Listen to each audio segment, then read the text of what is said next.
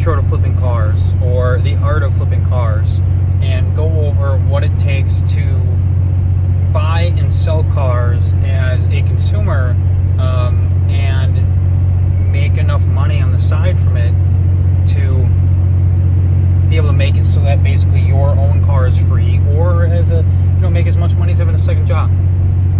So I've been flipping cars myself since 2008, give or take. Have made a ton of mistakes and have made a ton of good buys.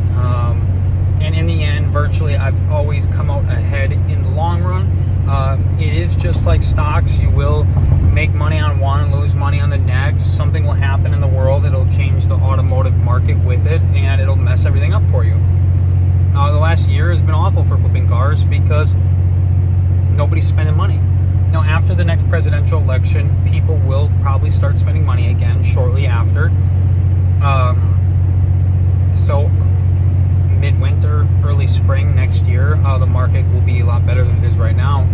Right now, it's a trading market. If you have money right now is more of a market to buy something and uptrade it for something else, and try to get something more desirable that somebody will want to pay cash for or want to trade you something with cash to get. As this is the intro video, I want to tell people, a couple things to look out for, a couple things to pay attention to, whatever, or rules. Number one rule, don't screw people over. Don't do things that are shady and lie about things in order to make profit. Not only can you be sued and have to pay forfeitures or money towards a person, you can give yourself a bad reputation. There's a difference between buying a vehicle, not knowing something's wrong with it, selling it, and then having something bad happen afterwards. That's not your fault. We live in an as-is state. Vehicles are sold as is, and it is not your fault when you sell a vehicle to somebody unless you knew or covered up that there was something wrong with the vehicle. Yes, so don't screw people over. Plain and simple. As for the dealership, I don't think anyone cares if you screw a dealership over other than people that work at the dealership. So yeah, number one rule, don't screw people over. Had something else on the tip of my tongue here that I want to do. Stick to cheap vehicles. Don't get me wrong, you can make a lot of money flipping expensive vehicles that are in the 30 to 50K range. Could swing you $10,000 to $20,000 in profit. They also take significantly longer to sell. A lot of times those people are going to write a check, which requires the vehicle to be in your name in order for you to cash the check. A lot more liability comes around with more expensive vehicles. You want to stick to vehicles in the 3 to 5K range or less is the biggest thing. You want to stick to vehicles. Another thing is you want to stick to vehicles that you specialize in or you're familiar with. Because I'm not a Ford guy. I don't buy Fords to flip them because I don't come ahead. I'll come out ahead when I buy Fords because I don't specialize or know enough about Fords in order to get them cheap enough and be able to sell them for a profit.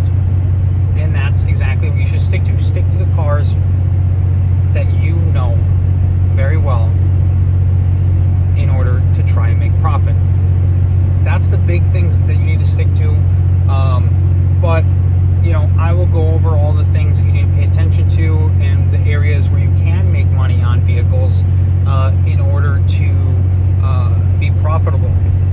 I've had cars where I've spent $12,000 buying a car and the next day traded it to somebody who wanted to sell their car for $25,000. You technically doubled the money if you make the sale. Another big thing to pay attention to is if you're buying expensive cars to flip, cars 15, 20, 30, 40, 50, 60, 70 grand, whatever, try to get them at a price or at a trade that allows you to, worst case scenario, take them to the dealership and sell them to the dealership to get your money back or more out of it for worst case scenario. But again, we'll be going over all of this in all the future videos on how to be profitable while flipping cars, while also being a good person and not a pile of crap to make money. You shouldn't screw other people to make money. That is not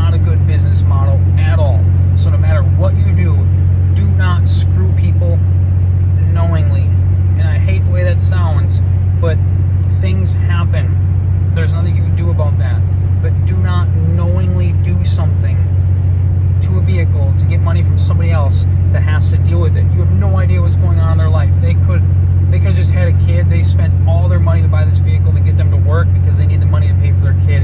And there's so many scenarios where you don't want to screw another human being.